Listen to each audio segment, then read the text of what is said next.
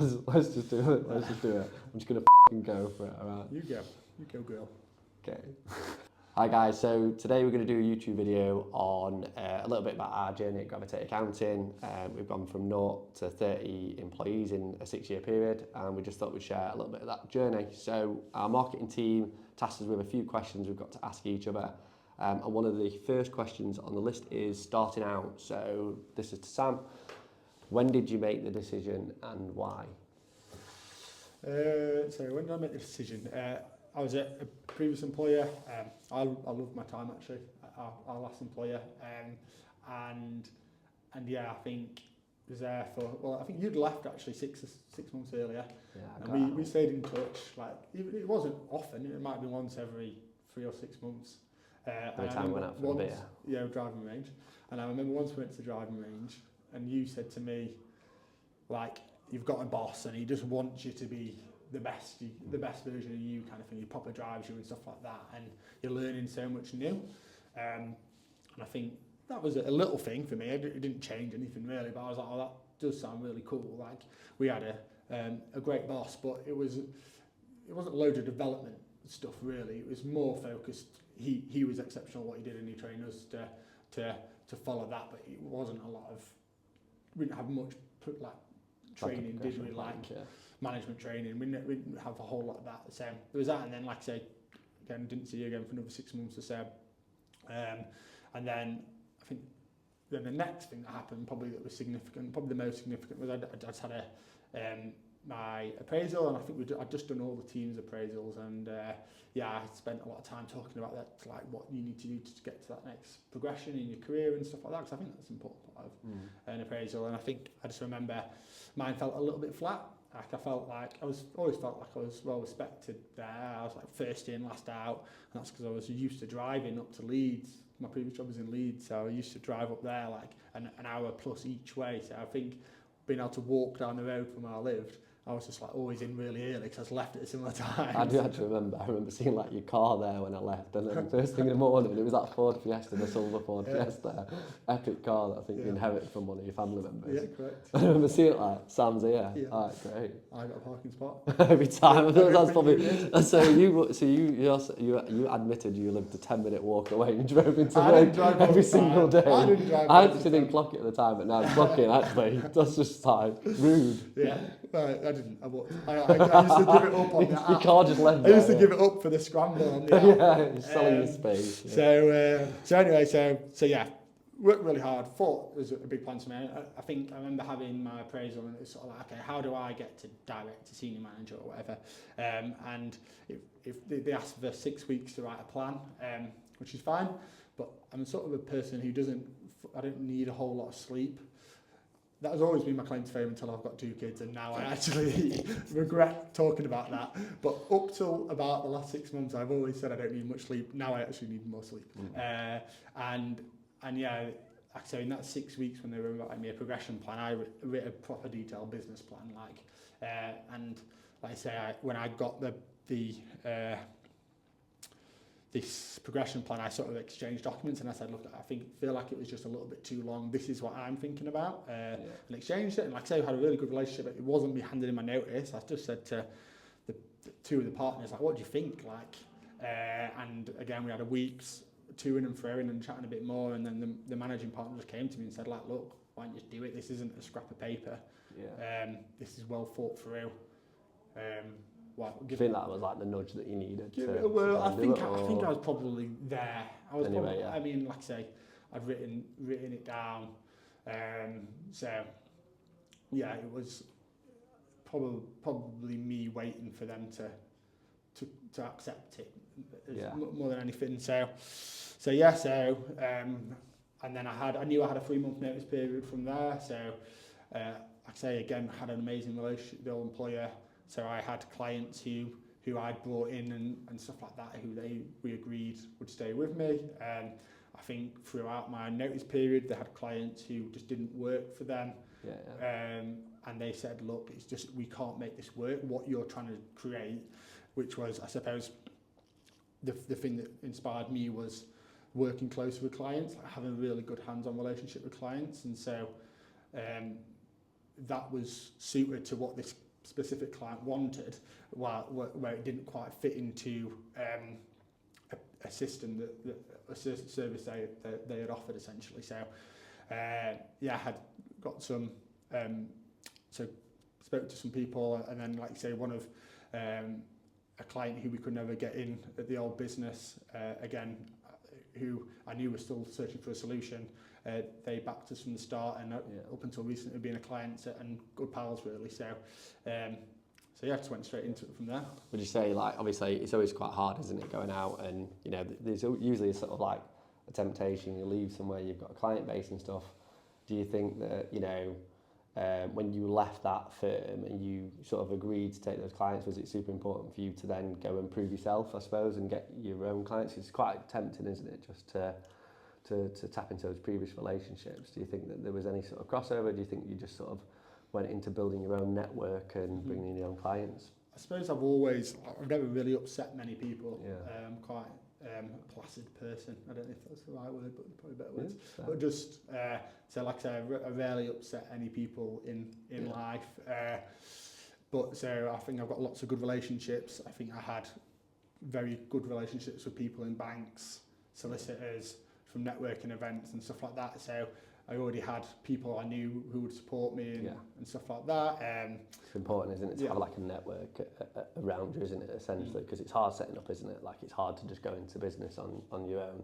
Yeah. So you would say, like, you know, you utilise that prior then, you know, sort of that network that you got, and sort of tapped into it again afterwards. 100%. Like, I didn't, like I said, I didn't particularly go after loads of pals, but naturally I think some have joined over time. And the best thing about those is I don't actually manage that, because we tried it a couple of times and it just didn't work for them or for me really, because you just have that friendship relationship. So that was good when you came in, that you were able to run all those. But yeah, and like for example, one opportunity came around because one of my good pals in banking, he sort of said, look, this client needs a finance director, and again they're interviewing, so I technically went to an interview, but I just said, like, I don't think what you're offering is going to get you that right person. You're not going to get the level of seniority you need for the salary you're offering. So, but I could work with you, and we could you could hire a more junior member of staff, and I could come in and do the outsourced FD work. And so, like I say, he said, no, it's fine, I found this perfect person, don't worry about it. And that was probably a month into my notice, and then like probably within 3 months he called me back saying, you were right. So stars aligned. What should we do? Like, and how can we help? And again, like I say, did some outsourced FD work with them. Since then we've gone to support on other of his businesses and stuff. It was a successful FD role, because we trebled the turnover, and we went from needing me as an outsourced finance director to a full-time finance director. So mega successful. Which is a goal, essentially. Exactly. One of the two, it's either that or lead them to selling it. So it was like we sort of completed that piece of work. And like I say, good friendship off the back of it, refers as work. We look after other businesses, and like I say, all around good person. So yeah. Okay. So that's probably my start was slightly different. For those that don't know, is obviously Sam set the business up around about July 2019, I believe, if I get the dates right. Yeah, that was incorporation. And Sam, for 6 months after that, planted seeds in my head to join Gravitate or some form, do business together. So my start was slightly delayed. So Sam had incorporated around about November, December time that year. We was having conversations. Yeah. And then in January time, I handed my notice in because you managed to convince me. Yeah, COVID. COVID time.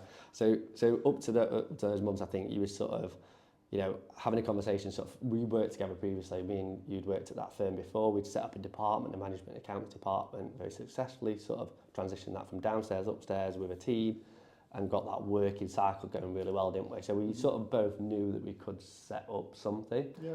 And we was working in, I suppose, the area of accountancy that added the most amount of value, but your frustration was not enough time. Yeah. And I sort of moved out of practice because I didn't realise that was the thing that I wasn't enjoying, is that I couldn't add enough value to those clients, probably because at the time there was too much work, the model didn't quite work. So I'd explored going into industry for a couple of years, chased the money, chased the progression, and got a whole lot less of enjoyment, I suppose, for me. I wasn't really getting that job satisfaction because I was working for bigger corporates. Whilst it was fantastic businesses, like really, really good businesses, and they had fantastic leadership, I just personally didn't have that drive to continue in that specific industry going forward because I didn't know who I was really helping. So you sort of captured me at a time where I spent a few years doing that, and then really realising in order for me to have purpose in a working career, I have to be helping somebody close, somebody that I've got a relationship with. But I remember you were telling me like you were like ranking on the bonuses pretty high up. Yeah, so like the first move I made into industry, I was 1,800 employees and I ranked joint first for bonus. So it wasn't that I wasn't having success, that success just wasn't returning job satisfaction for me, do you know what I mean? Whilst I knew I could do the job and I could apply myself somewhere and try really hard, I was always going to do really well, but I just wasn't enjoying it. You know, I felt myself parking up in the car park just feeling like just deflated, like I have to go in and do my work, and that was nothing to do with management or people around me. It was just more about the job fulfillment side of it. So we used talking about doing kind of what we did, what we set up, but doing it in a different way. It sort of reignited that fire in my belly to say, no, that's what I do want to work with SMEs, and I really want to work closely with them because we can add a lot of value if we spend more time with them. So it's kind of like you convinced me pretty much overnight that I needed to do this in some sort of form. So where I convinced you about the progression, you'd also helped me to sort of move the needle a little bit in a different direction at a good time. A new year, new me sort of thing. So then we had a few conversations, didn't we, about how that might set up, and we had loads of different scenarios of what we did. I think we just sort of agreed, didn't we, that, you know, it needs to be 50-50 or nothing at that time, weren't it? And obviously that was a lot for you to, you'd made that leap in setting it up and had the idea and had the business plan. Who am I to come in? And but I think, to be fair, it's been our superpower by sort of being in it together sort of thing. And I sort of deep down knew, for me personally, that's the only way it would work, but also we're both pushing the exact same thing for the exact same result, and I think that really sort of helped me then to go, right, I'm on it, I'm in it. Because otherwise it would have been just setting up separately, and that just generally, even 6 years on, looking back, I would never have wanted that to be in a situation. Do you know what I mean? This is the perfect scenario that we went into business together and we drove it together, because I think it definitely has been our superpower. Yeah, I always say, like one of the best decisions, like, and I talk to other people about like the benefits of selling shares and having additional shareholders and stuff like that. Like, let's go back to our story, don't you? Yeah, I think like I say, I think it's becoming more and more common. Like, you see how popular things like growth shares are and options and stuff like that. It's just because I suppose the barriers to entry are getting smaller to enter to set up your own business. But I think, like I say, people probably don't understand everything we went through to get here. Oh God, and still go through. Well, you ask my wife or your wife, they will certainly know what we did to get through it all. But I didn't have a holiday for 18 months, genuinely, because of COVID. So going back to we got to December time, handed the notice in January 2020, thought it was fantastic, went to my employer like, you know, I'm really sorry, it's just not right for me, I've got this venture. Really respectful, but obviously gutted that I was leaving, so I managed to agree a contract with them for 3 days a week because I knew they needed me. So it was like, right, Sam, you know, so straight away I went in with a solid deal with Sam, you know, 50-50, buy in, got this contract for 3 days a week. It's fantastic. It was probably paying me just as much as what I was getting paid anyway, but as a contract, so he had all the risk there. We get 3 months later, and that's when my notice period ended and this contract was meant to kick in. So it's obviously March time, 2020, and then lockdown happened. So then what that company that I was working for had was a contract embargo, which essentially meant the contract that we had agreed was just ripped up, and they were not going to take on subcontractors. So I went from, you know, really a salary essentially that I was bringing into the business to nothing. So I was like, Sam, that deal. But not actually a contract. For tax purposes, exactly. But yeah, having this contract wasn't worth the paper it was written on. To say, now look, I'm at zero now. Like, what do we do? Completely changed, and it was in that month when my notice was going to give in. So I had to succumb to the idea of continuing to be employed for a couple of days a week, 2 or 3 days a week, in order to sort of backfill what we'd already planned. We planned to probably do that for another 3 to 6 months. It just gave me a little bit more grit to say, do you know what?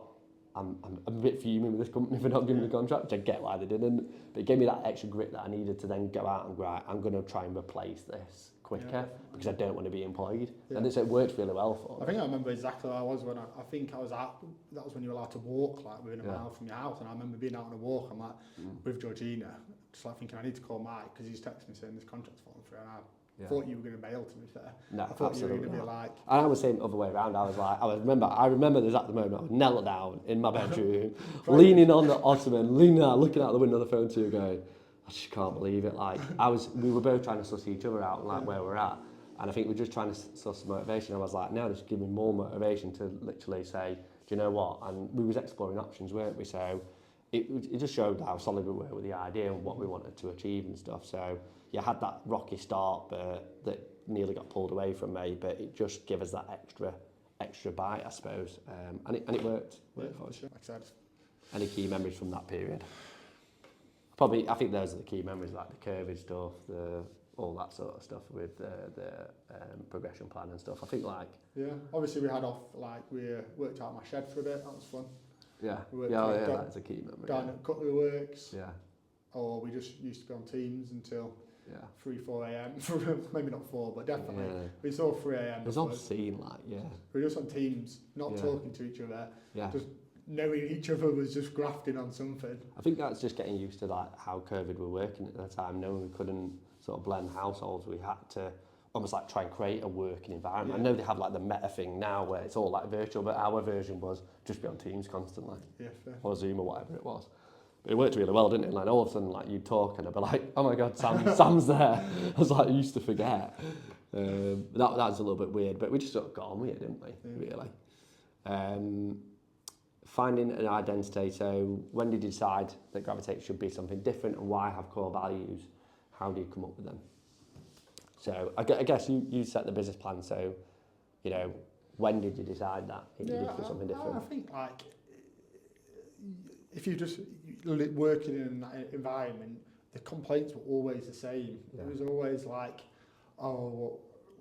did you just raise me an ad hoc bill at the end of the year, and it could be anything I don't know what I'm paying for, and why whenever I call up the phone do I end up getting a bill a month later for the time? Why do a lot of accountants hide behind computers and stuff like that? So I suppose for me, if you are very good at what you do, so I think we were very good at what we did from an accounting perspective. We were, like I say, we were managers, so we'd been through the building of accounts, so we knew everything. We hadn't just been dropped in there from. I feel like sometimes if you come from a KPMG or a top 4, you're sort of parachuted in, and if someone asked you to build a set of accounts, you couldn't do it probably because it's not what you used to. But we'd had a massive experience from building accounts from core records, from shoeboxes, through the benefits of working with a really digital firm, which we did, and then I suppose we supported on audits and stuff like that. So we had such a good mix of experience. I'd done some tax exams and stuff like that as well. So we could go from being the equivalent of bookkeeper juniors, or what we would call assistant digital accountants, digital apprentices, all the way through to doing the FD work advisory, because we'd run client portfolios and we'd been advising them what to do. So I think once you're good at what you do, then it's quite easy, because I think it's quite easy to build a business off being very good at what you do and then righting all the wrongs that are in the industry. And it feels easy to do, doesn't it? From when you're starting from a standing still. Yeah. I get some firms, it's hard to transition to this new way of, the landscape of what the client expects completely changed now compared to what it used to be 10 years ago. And if your firm's been set up, 30, 40, 50 years or whatever, it's very hard to change that landscape. I think our advantage was, we'll listen to all this feedback and build it from day one. Yeah. So around that. So I think, like I said, that was a big driver really, just being able to, like I say, right the wrongs of other perceived wrongs. Like I say, not all of them are specifically wrong. It's just a perception of clients. Yeah, so it's what they expect. Some changing things. So recruiting people first, invoicing on monthly invoicing with really clear pricing that's set out up front. Yeah. So all these things shape the journey really. Yeah, I think it's transparency, like you say, what they're going to get and for what money, so they can associate value to those as well. I think it's almost like changing how account services are delivered in this, well, how they are signed up for and change and chopped and change. Using a system where it's transparent, we can allow our clients to flex from quarterly to monthly, or add management accounts on, or take them off, or put forecasting on. We can make it so that they're in control. I think that's probably one key thing. I remember because we always got sort of stuck in those conversations with the clients were like, but what am I paying for? Yeah. And you was like, oh, it's £500 a month, but you go to the partner like, how can I describe this? And my thing is great, anybody in the team now can explain clearly what that client's paying for, and they have the control.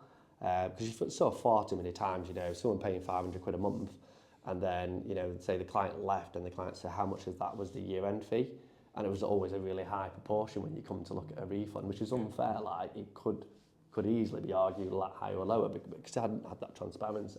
Just didn't feel right. So it's kind of like, as these frustrations that we had from the feedback from the team, like how can we improve it? But I think also like seeing team first is super important for us, and embedding core values pretty early on was like a really good thing. I think I remember you came to me with that, and I mean we can't have had many people at the time, maybe 4 or 5. Yeah. But like you say, we created core values that we knew were important to us, especially as I suppose, like you say, those are the kind of people we wanted to recruit. Those are the kind of people we wanted to recruit. Those are the kind of people we wanted around us. So I think it was pretty key to, like you say, set those early. Key, yeah. I think the key was early. So we had these feelings that we had from where we worked at, and we wanted to carry those feelings through with our core values, doing it from not day one, but pretty much early stages. So like you carried all that feeling and put that into core values from day one. That sort of then resonated with people that wanted to work with us, and it worked really well. If we'd have waited 2-3 years, those core values would probably be slightly different. Getting them in early, I think, was a key thing. Yeah, I think that. But yeah, I think last thing on core values, I'd say like you say, we did set them, and they got us to where we are now, but equally now we're in a process of reviewing them, and again that's getting the team involved, getting 30 people's input into what our core values should be has been a great experience, and we're looking forward to getting them launched again. Apart from us trying to reset them, because we will feel different, like you say, the key thing is getting the team involved, isn't it, and getting what are their now new things that they're bringing to the table. So I think that's essential. So next thing is biggest challenges so far. How long have we got? Which is obviously, it's no bad thing. It's as a growing business, you do have a lot of challenges. How they were resolved and lessons learned. So for you, what the key challenges would you say? 6 years in. I think it always comes down to solving clients' problems and solving team solutions, like creating solutions for the team as well. And like I say, if something goes wrong, every time your stomach still drops. You feel that like, oh, there's been a mistake. So what do we do about it? And like you say, we learned pretty quickly to well, first of all, understand the problem, then get onto the client and explain what's happened, why it's happened, and then how we're going to make sure that never ever happens again. I suppose, and that's just been really integral. Like I say, again, we probably got stung by not working through that process a little bit at the start. And like I say, times we've made mistakes, we might not have got them in the right order, we might not have been responsive enough, but again, we've evolved that process over time, and like I say, we always accept we're not perfect kind of things. I think we obviously we do quarterly feedback, so it might be 6 monthly cycles of feedback to clients where they get to feedback anything that they want to us. That probably started a bit later, didn't it? And we sort of, I think we identified at a point like, look, we've got a lot to learn here. Who do we go to? Let's go to our team. They give us feedback every 3 months. Let's go to our clients and let's ask for it, because it's a sign to our clients that we want to get better, essentially. We do want to get better. But the only way we can do it is by having clients interact with us. And I think the good thing for us is that because we're in constant contact with our clients and they can see what we're about and what we're trying to create, they're more receptive to giving us feedback. And we're always banging in our clients' ears about try and get feedback wherever you can. Everybody just wants everybody to just get that little bit better, that 1% better, everything, whether that's with your team or your clients.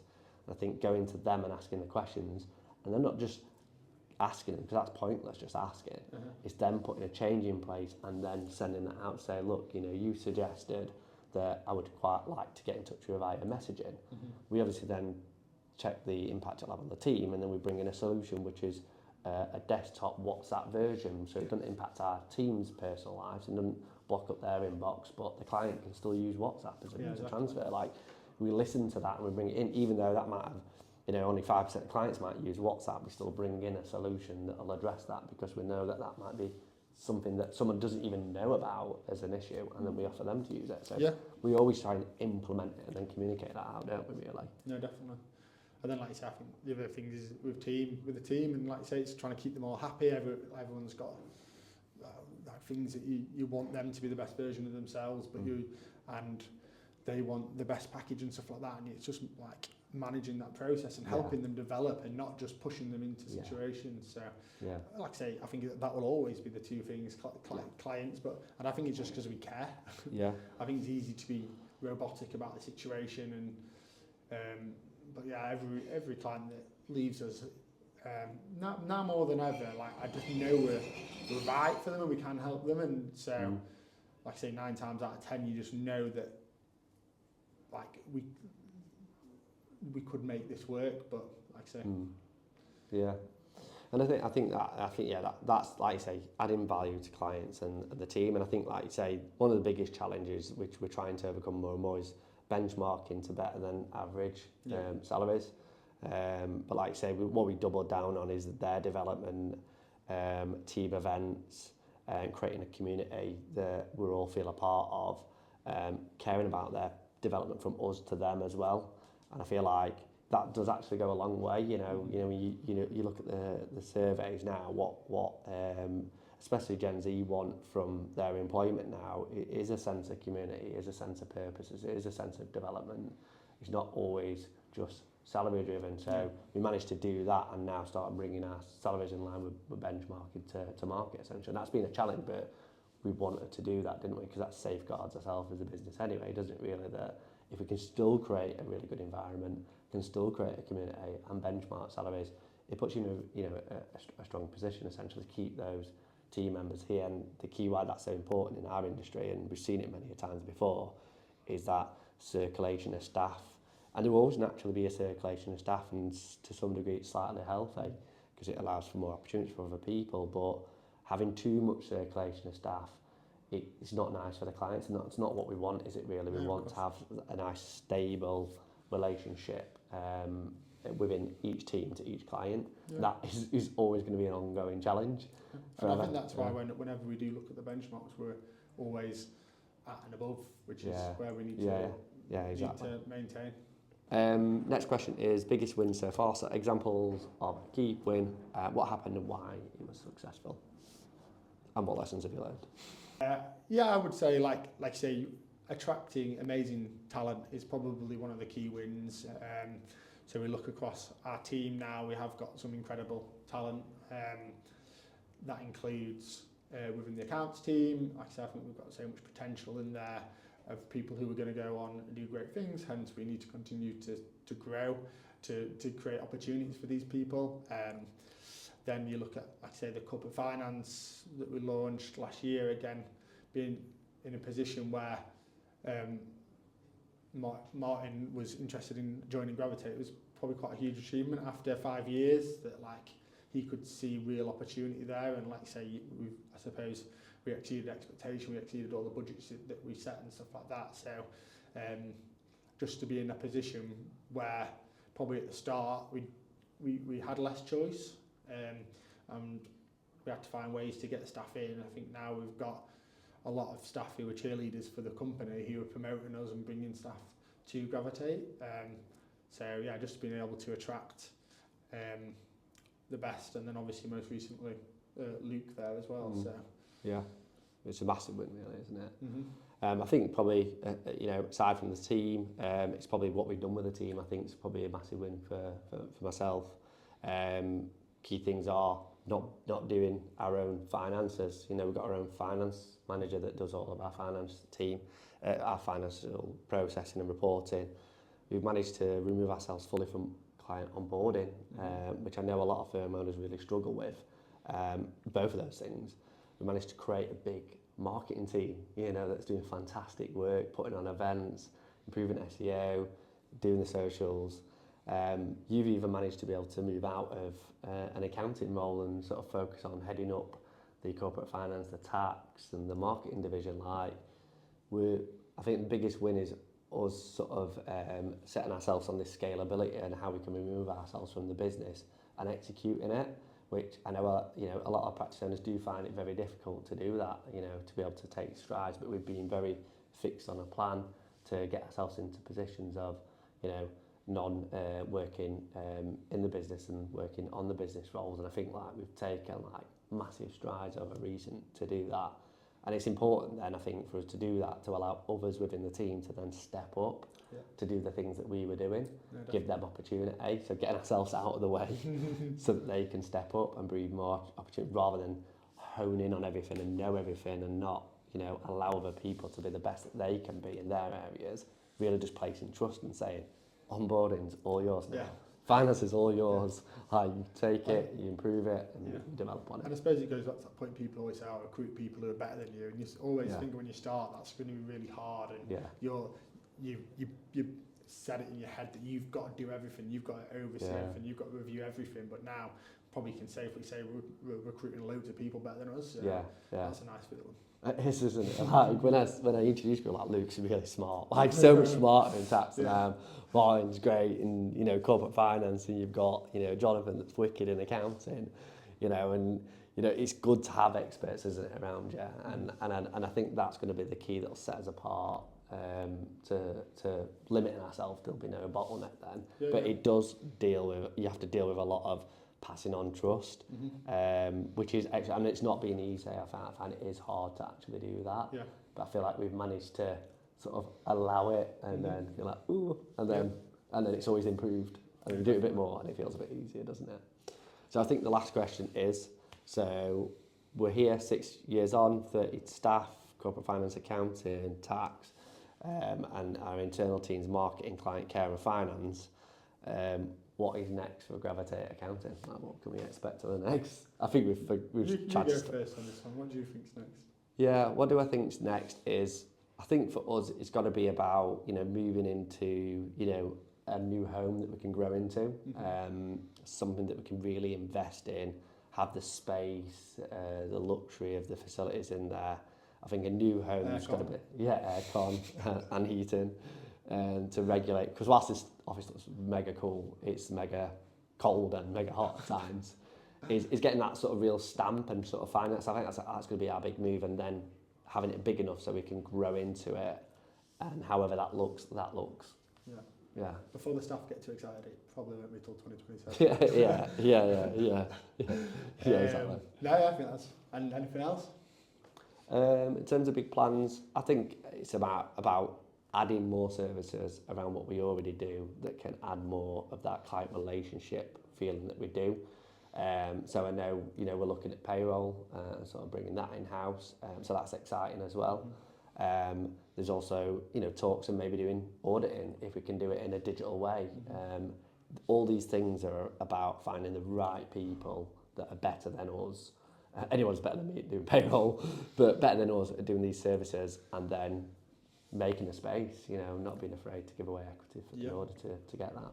Yeah, no, I completely agree. I think, like I say, we've discussed options and how we're going to scale and stuff like that, and we've talked about going to different cities and stuff like that, but I think for us right now, that's not a focus. It's more like, what more can we do for our clients to give them that full experience? So we've bolted on corporate finance because we had scaling businesses who we felt might outgrow us and wanted to go to that position where they wanted to sell a business, so we brought that in-house. We've now got the tax to support that, and the complex businesses, bigger businesses equals more complexity, so we've got that. Like say, payroll will be next, audit potential, but there's loads more we can do that are sort of ancillary services to accounting that can, Yeah. like I say, really help clients and add value.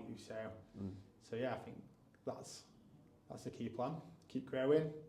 Like I say, we've got to grow to let our sort of second layer of management come through and flourish and not have the bottlenecks and stuff like that, which is exciting. So we'll keep going and we'll keep bringing in new business to support those guys, because I think they're too good not to.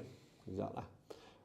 So that's everything about us and our journey. So hopefully I didn't waffle too much and you found it useful. Marketing will cut out the waffle. Marketing will cut out the waffle, don't we? Hopefully they do.